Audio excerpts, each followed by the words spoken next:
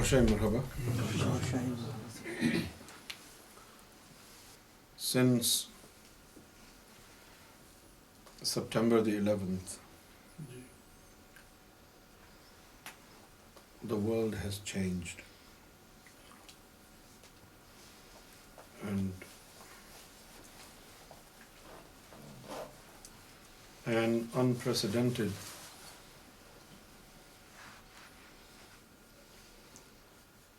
hatred has emerged.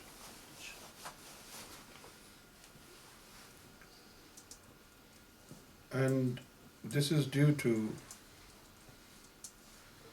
what happened on September the 11th and then 7/7 London bombing. And then many different places who have been targeted by terrorists. And every time there is a tragedy, especially in Europe or America, if terrorism strikes in Pakistan, it doesn't have any impact on any citizen of the world. If terrorism causes thousands of people lose their life in Africa, in Southeast Asia, it doesn't really leave any significant impact on people. If a terrorist activity strikes in Europe, then a wave of hatred goes across all different types of Muslims, whether or not they approve of terrorism or disapprove of terrorism. Sufi Muslims have been known to be very compassionate, to be very kind, very tolerant, and in relation to dealing with members of other religions, they have shown themselves to be very adaptive, accommodative, and harmonious. However, whenever an Islamist carries out an act of terrorism, then even the Sufi Muslims have to suffer the aftermath and the backlashes. This is a tragedy.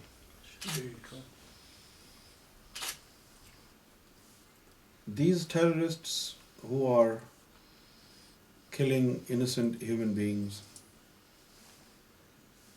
they cannot be considered as human beings. But if, as a retaliation, somebody in Canada or America or France or England or anywhere else in the world targets an innocent Sufi Muslim, and that innocent Sufi Muslim dies, then this act of killing that innocent Muslim being is equal to the act of terrorism carried out by ISIS. True. You have gone down to their level of brutality. Because that particular Muslim that you pushed onto the railway track, he was innocent or she was innocent. She didn't do anything. She didn't believe in terrorism. But if you do that, then you want to tell people that you are one of them, although you're not part of them, but you're doing the same thing. And now a debate is going on in America, and a question is posed. Does ISIS really have nothing to do with Islam? Because every time an atrocity takes place by these Islamists, peaceful Muslims, Sufi Muslims, law-abiding citizens of different countries, they come up, they condemn the terrorist activities, and their statement has to include one sentence that ISIS is not a Muslim organization. They are not Muslims.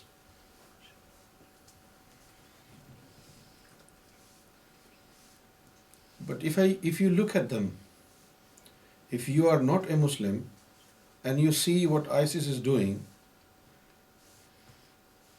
you will fight with yourself.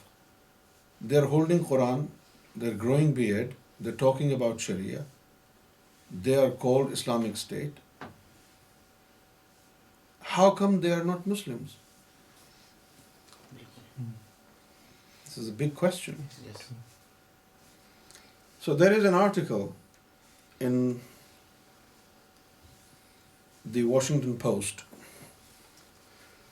and the article says, does ISIS really have nothing to do with Islam? Islamic apologetics carries serious risks. क्या वाक़अतन Daesh का इस्लाम से कोई ताल्लुक़ नहीं है?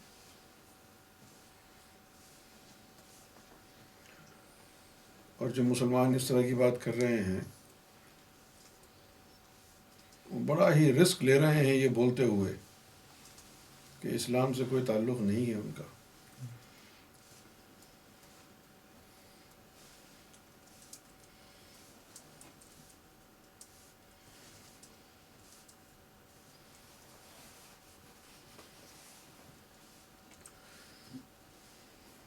And this article says, every time the Islamic State commits yet another attack or atrocity, Muslims, particularly Western Muslims, shudder.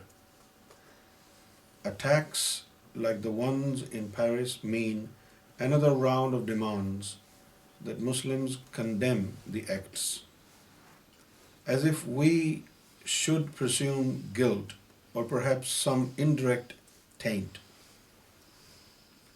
The impulse to separate Islam from sins and crimes of the Islamic State, also known as ISIS, is understandable, and it often includes statements such as ISIS has nothing to do with Islam, or that ISIS is merely using Islam as a pretext. The sentiment is usually well-intentioned. We live in an age of growing anti-Muslim bigotry, where mainstream politicians now feel licensed to say things that might have once been unimaginable. To protect Islam, and by extension Muslims, from any association with extremists and extremism is a worthy cause. But saying something for the right reason doesn't necessarily make it right. Saying something for the right reasons doesn't necessarily make it right. An overwhelming majority of Muslims oppose ISIS and its ideology. But that's not quite the same as saying that ISIS has nothing to do with Islam, when it very clearly has something to do with it.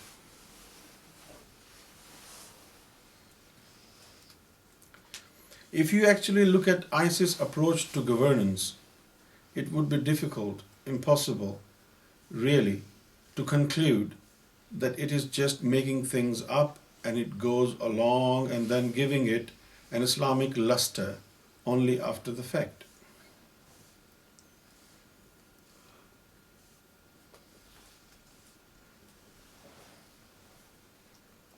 It is tempting, for example, to look at the role of former Saddam-era Ba'athist party officers in the organization's senior ranks and leap to the conclusion that religion can't matter all that much.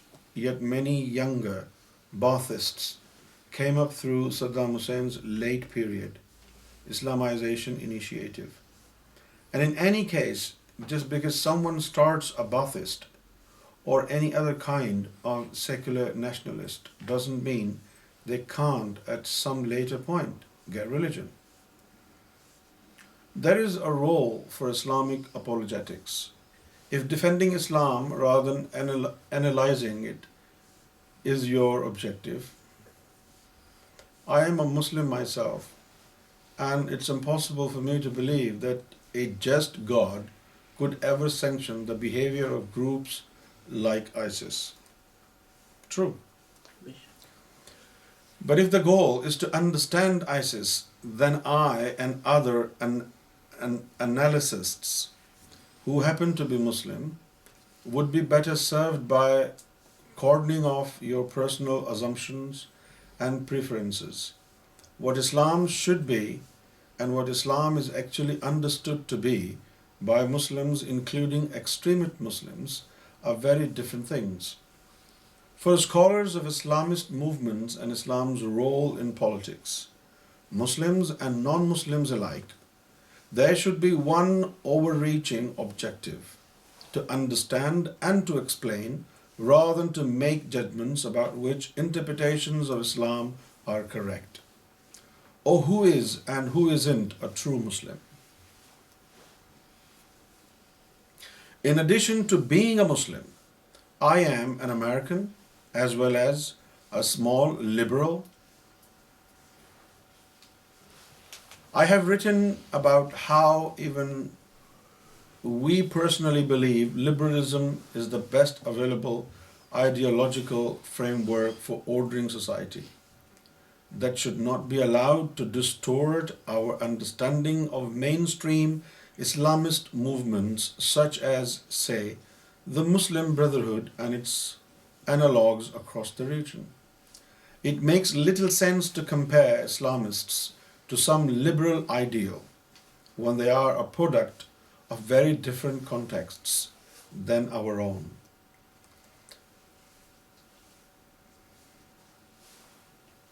The "is ISIS Islamic" debate can seem circular and exhausting, but it's an important one nevertheless.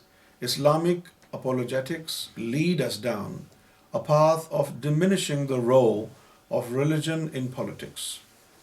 If the past few years of Middle Eastern turmoil have made anything clear, it's that for Islamists of various stripes, mainstream or extremist, religion matters.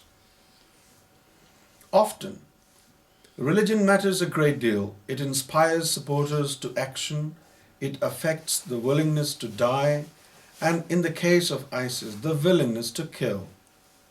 It influences strategic calculations and even battlefield decisions. Insisting otherwise isn't even effective at countering Islamophobia, since, to the unpersuaded, claims that Islam and ISIS are unrelated sound entirely divorced from reality. Instead, we can and should have a debate, hopefully a nuanced, informed one, about how religious motivations and political contexts such as civil wars or government's deficits interact in the case of ISIS and other religiously influenced movements. It is tough to have that discussion when the starting premises is to disregard the importance of religion as an explanatory factor.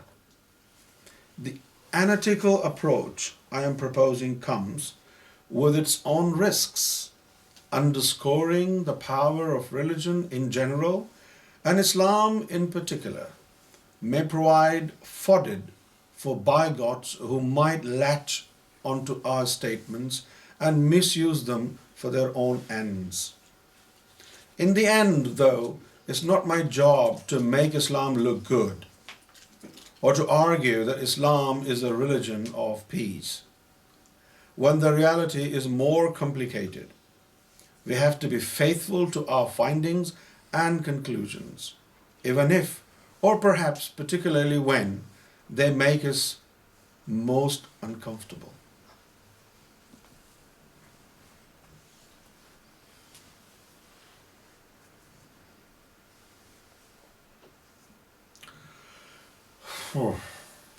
So this is the article, and like I said, he said what he could think of.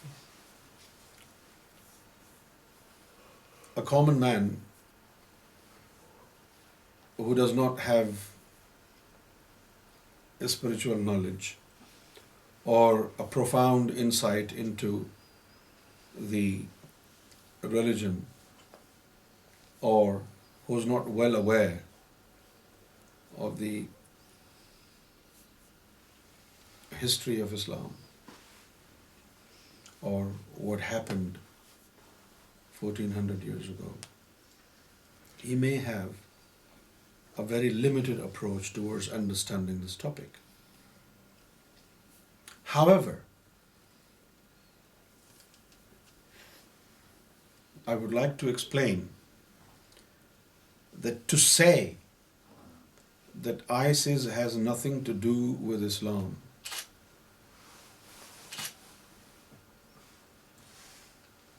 is a sentence that needs a lot of explanation.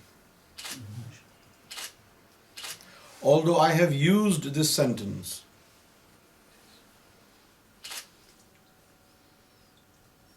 myself, and I have also said that ISIS in reality has nothing to do with Islam. But what I said is very profound and very technical. Right? Yes. For example, I can give you an example.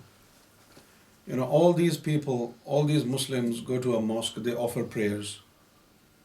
You look at them, you look at their actions, they're offering prayers. Right? Yes.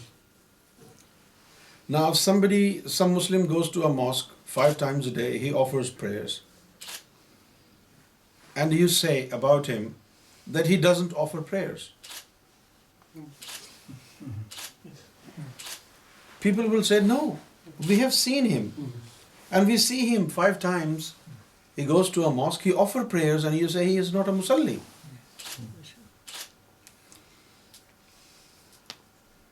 And then in order to justify my statement, I come up with an explanation and I tell you, look, I know he goes to a mosque. Yes. I know he offers prayers 5 times a day. But I also know what Prophet Muhammad said about salat. Prophet Muhammad said, La salat illa bihuzuril qalb. There is no salat if the heart is absent from the salat. That's true. And if this person does not have the presence of the heart in salat,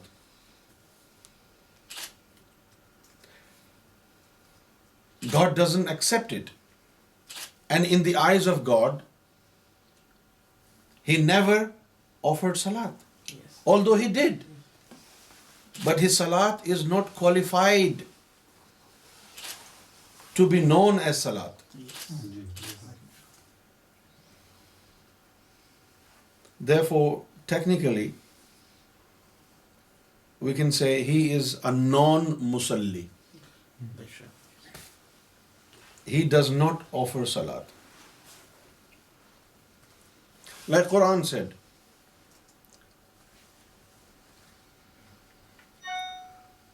فَوَيْلٌ لِلْمُصَلِّينَ الَّذِينَ هُمْ عَنْ صَلَاتِهِمْ سَاهُونَ هُمْ يُرَاءُونَ. Yani, those individuals who offer salat, yet they are not aware of reality of salat, they are doomed. Their religion is destroyed. Fawail. Wail is destruction. When something is destroyed, it is called wail.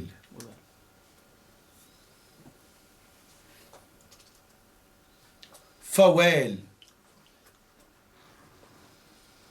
So he will be doomed. He will be destroyed. Fawail lil musallin. Destruction is for those who offer salat.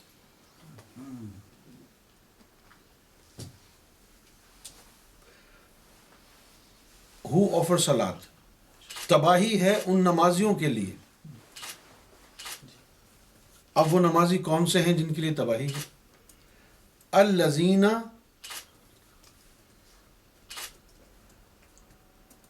On सलातिहिम साहून.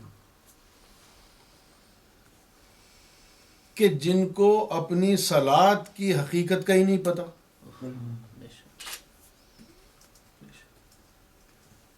Not just that the Prophet said it, La salat illa bi huzuril qalb, but Quran also said the same thing. Yes, true.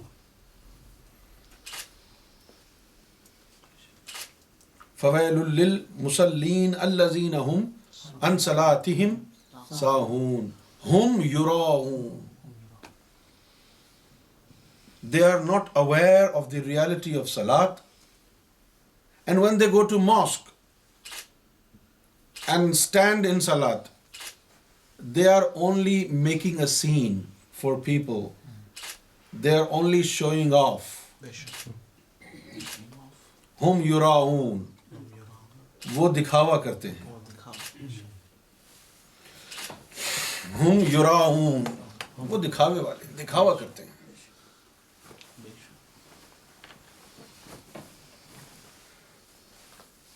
Right? So I said it in the beginning of my speech that I have also made a statement such as ISIS has nothing to do with Islam. But then there are people who say, how come? They're holding Quran in their hands, they're growing beard, they want to impose Islamic Sharia. They have already occupied a greater part of Syria and greater part of Iraq, and they have already established Islamic State, and they're doing everything according to Quran, and you say they are not Muslims.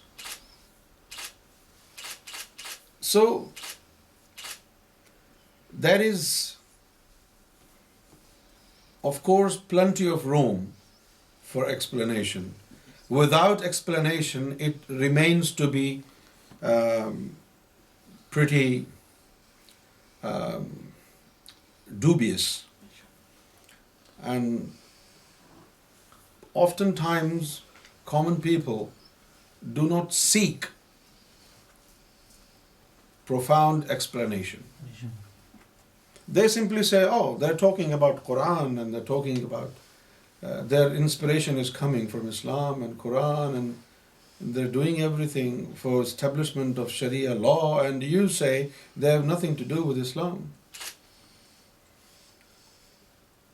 So I said, the reason why I say they are not Muslim is very technical.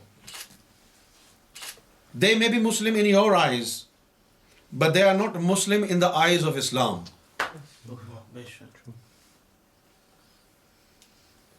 They are not Muslims in the eyes of God.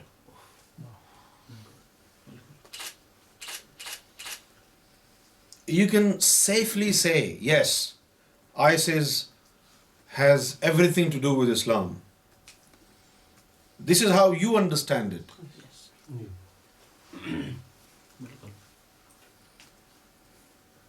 But if you ask Quran, if you ask God, then you will understand that these individuals do not follow Quran. They talk about Islamic Sharia, but they do not follow Islamic Sharia. And most of these warriors of God are those who do not even know one ayah from Quran.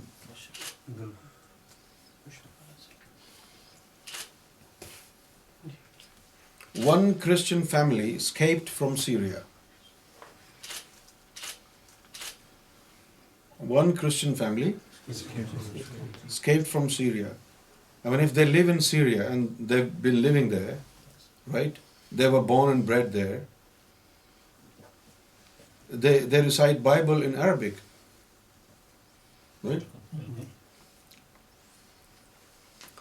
So this Syrian family, they were trying to escape, and they were traveling in their car, and their car was stopped by ISIS thugs, gangsters.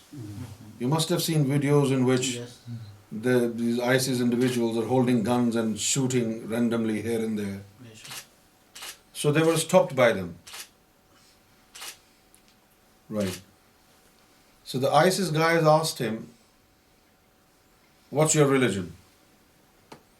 Remember, it was a Christian family. And this guy said, I am Muslim.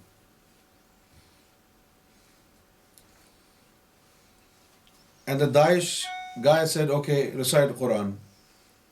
And he recited Bible. And they said, okay, go.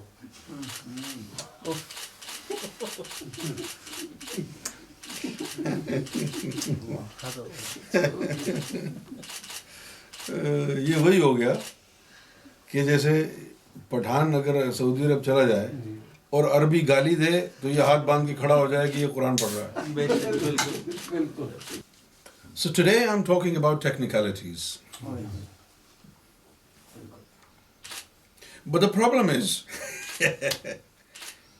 with this technical explanation, not just ISIS are proved to be non-Muslims.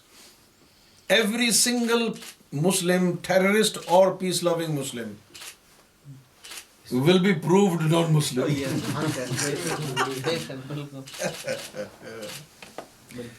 Why? Because Islam does not exist today.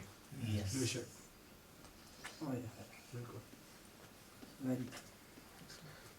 With the technicalities I'm talking about, if you apply these technical points on each and every Muslim, whether that Muslim is a terrorist or a peace-loving citizen, with this technical criterion, that person will be screened as non-Muslim. Yes. Why? Because Islam does not exist today. Now it's easy to say ISIS has nothing to do with Islam because Islam doesn't exist.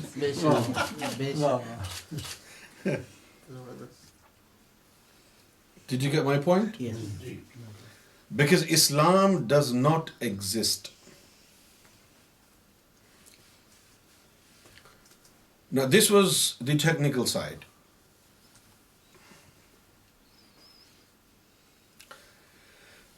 But there is hadith. And according to this hadith, you will have to admit that ISIS is a Muslim organization. There is a hadith, and according to this hadith, ISIS is a Muslim organization.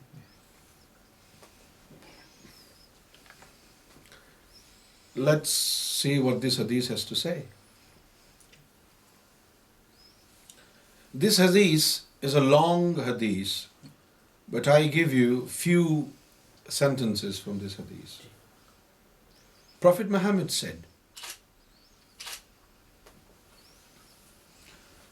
"A time will come on my ummah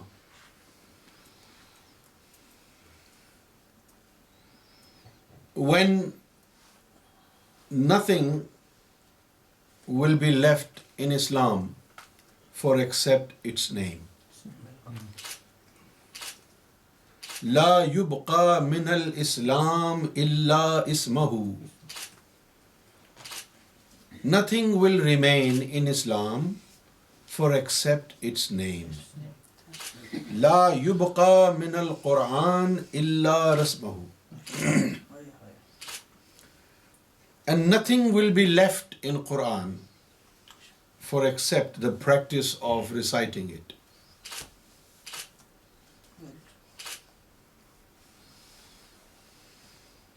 Right? Yes. And then Prophet Muhammad talks about the mosques of this time. Their mosques will be beautiful, but they will be void of guidance. बड़ी खूबसूरत मस्जिदें होंगी,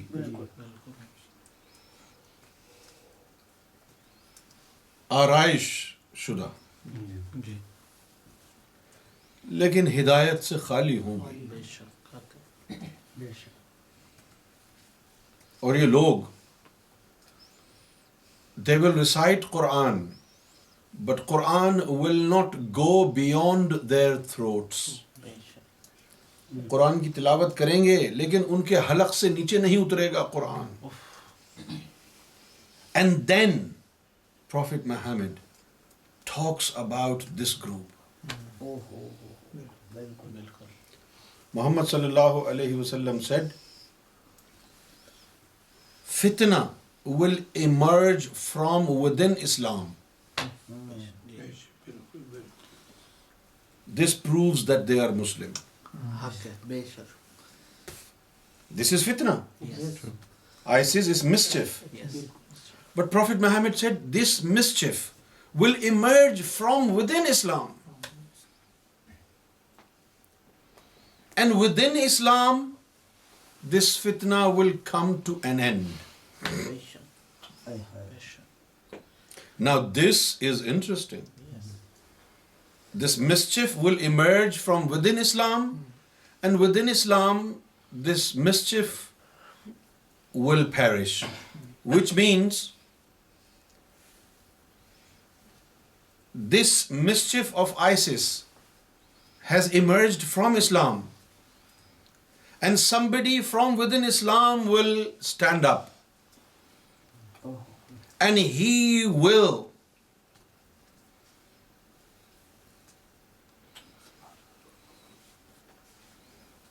terminate this fitna, this mischief of ISIS.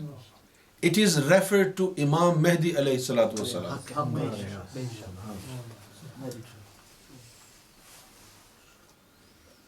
وقال عليه الصلاة والسلام يأتي على الناس زمانا